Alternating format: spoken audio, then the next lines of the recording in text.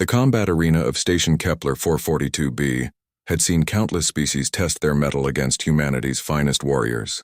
Commander Vexthor stood in the center, his forearms crossed in what passed for confidence among the Kraliks. He had trained soldiers from 17 different species, and his reputation preceded him like a shockwave. The human stepped into the ring. She was small by galactic standards, barely reaching Vexthor's lower shoulders. Her skin was pale, marked with scars that told stories in a language the commander had learned to read over decades. She wore standard combat gear, nothing special, nothing enhanced, just flesh and bone wrapped in synthetic fiber.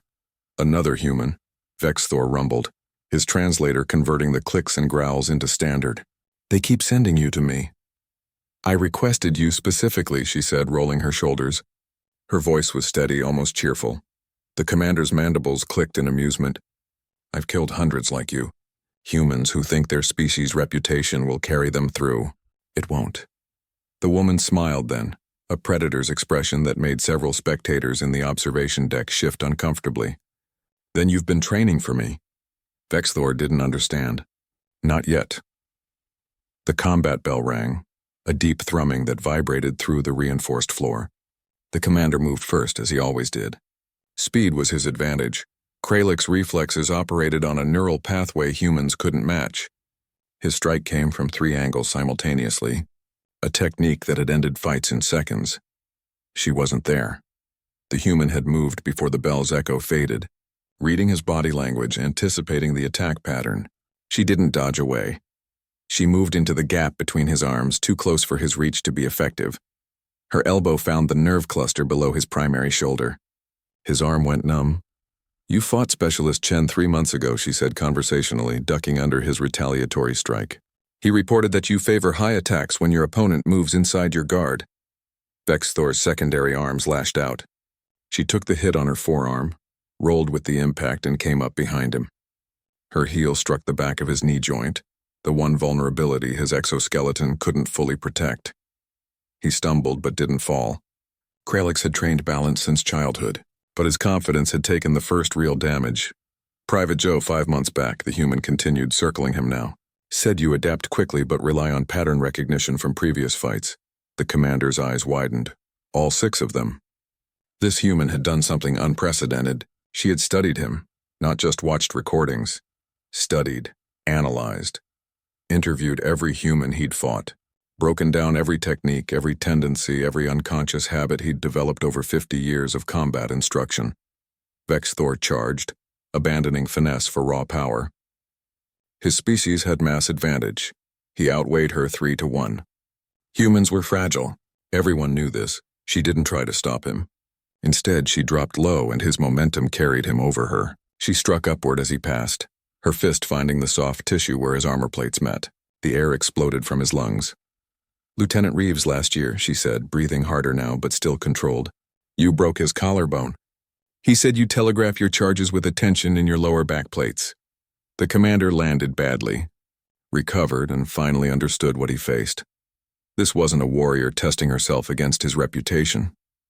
This was something uniquely human, a creature that turned every defeat of her species into data, every loss into a lesson, every dead end into a map of where not to go. Humans didn't just fight.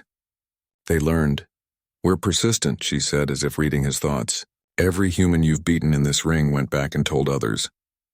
We shared notes, compared experiences, built a picture of you piece by piece. Vexthor felt something he hadn't experienced in decades, uncertainty. You've trained on hundreds of humans, she continued, pressing her advantage now. Learned our weaknesses, our limitations, our patterns. She feinted left, struck right. His block came too slow, but here's what you missed, Commander. Every human you fought, they were training you too. The next exchange lasted 30 seconds. To the observers, it was a blur of motion. Inhuman speed meeting human adaptability. The commander used techniques he'd perfected on a dozen worlds. The human countered with responses built from the collective experience of everyone he'd ever defeated. When it ended, Vexthor was on one knee, his arms restrained by leverage points no single fighter should have known about. But she'd learned from all of them. Yield, he said, and there was respect in his voice. She released him, stepped back, offered a hand to help him up. He took it. You wanted to know what makes humans dangerous, she said. It's not that we're the strongest or the fastest or the smartest. It's that we're social learners. Every failure teaches the whole species. Every loss makes us harder to beat next time. Vexthor stood, testing his limbs.